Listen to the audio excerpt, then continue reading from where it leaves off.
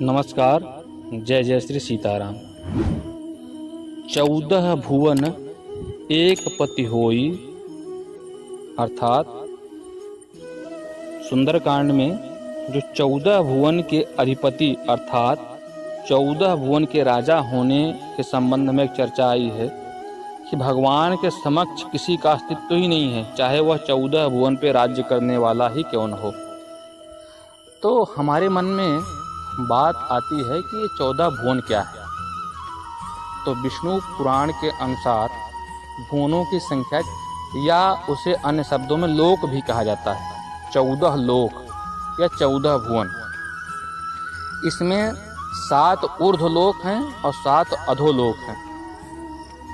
ऊर्ध्वलोक मतलब जो पृथ्वी से ऊपर की तरफ की ओर 7 लोक हैं। अब कुछ लोगों का मत यह होगा कि पृथ्वी तो गोल है, उसका ऊपर क्या है, नीचे क्या है, उसकी क्या गति है। तो पृथ्वी की 2 गति होती है, एक परिक्रमण और परिभ्रमण।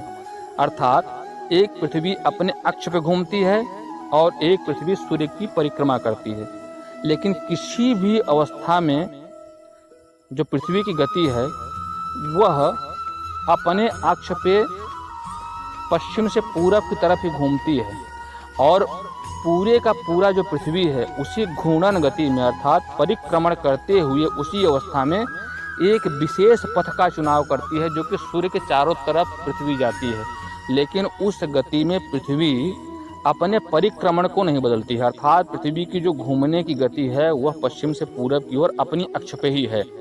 अर्थात इससे यह निर्धारित हो जाता है कि पृथ्वी 2 ध्रुव हो गए हैं, ऊपर की तरफ का ध्रुव, नीचे की तरफ का ध्रुव, उत्तरी ध्रुव, दक्षिणी ध्रुव।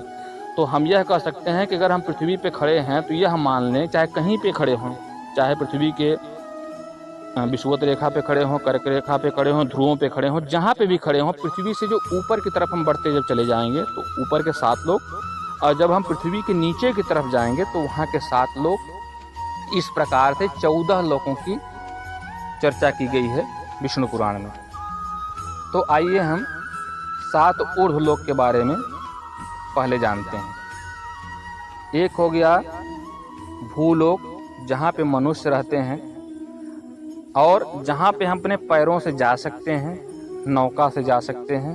अर्थात हमारी जो संपूर्ण पृथ्वी है वह क्या कहलाती है? भूलोक। अर्थात जहाँ पे मनुष्य चल फिर सकता है, निवास कर सकता है, वास कर सकता है, या अन्य शब्दों में जहाँ पे मनुष्य के जीवन का अस्तित्व है वह लोक क्या है? भूलोक है। वहाँ के संसाधनों का उपयोग कर सकता है।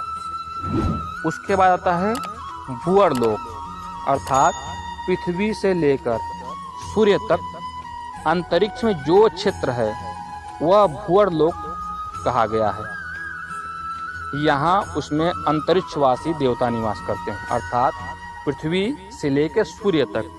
अब अगर पृथ्वी सूर्य का परिभ्रमण कर रही है तो हर दिशा से जहाँ पे भी वह है वहाँ से उससे सूर्य के बीच की जो दूरी है, जो उसके बीच का स्थान है, वह भूअरलोक कहा जाएगा। उसके बाद आता है स्वर्लोक। सूर्य से लेकर ध्रुव मंडल तक जो प्रदेश हैं उसे स्वर्लोक कहा गया है, और इस क्षेत्र में इंद्र आदि स्वर्गवासी देवता निवास करते हैं। देखिए ध्रुव क्या है? ध्रुव तारा जो है उसके आसपास का जो क्षेत्र है वो ध्रुव मंडल कहा जाता है।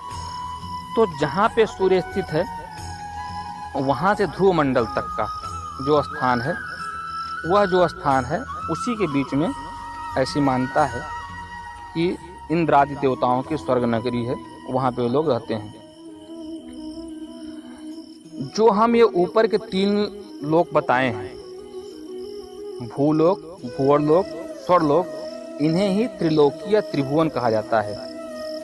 और यह सब तीनों लोक इंद्र आदि देवताओं के अधिकार क्षेत्र में आता है। अर्थात यहाँ की पूरी व्यवस्था का संचालन इंद्र आदि देवता, अर्थात इंद्र के सहायक देवता जो हैं वो सब मिलके इन तीनों का रख रखाव सुनिश्चित करते हैं। इसके बाद चौथा है महरलोक।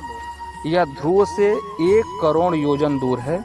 यहाँ भृगु आदि सिद्धिगण निवास करते हैं। इसके बाद 5वां आता है जनलोक। यह महरलोक से 2 करोड़ योजन ऊपर और यहाँ सनकादिक आदि ऋषि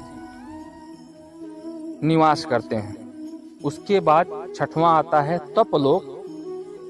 यह लोक जनलोक से 8 करोड़ योजन दूर और यहाँ वैराज नाम के देवता निवास करते हैं। और उसके बाद 7वां आता है सत्यलोक।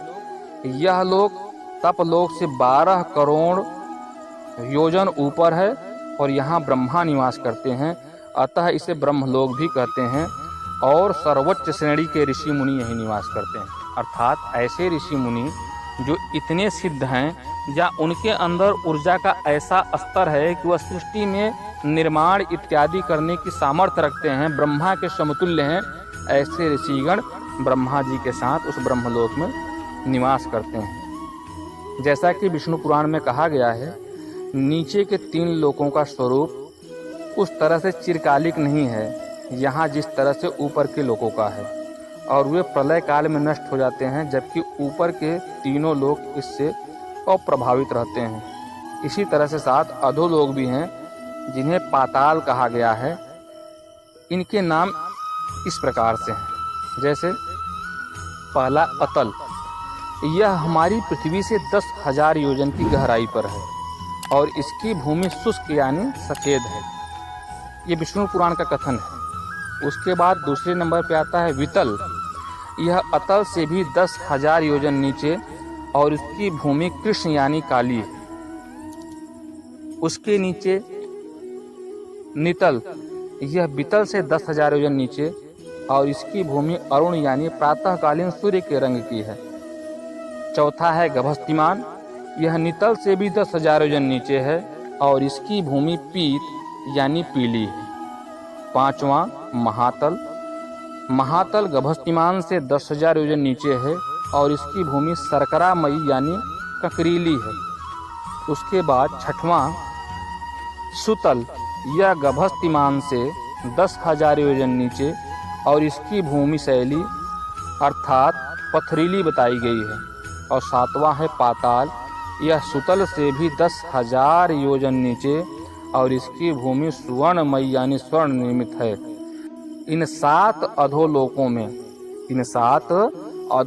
में दैत्य, दानव और नाग निवास करते हैं। इसी पाताल लोक का अधिपत्य भी भगवान श्री हरि विष्णु ने राजा बलि को प्रदान किया था।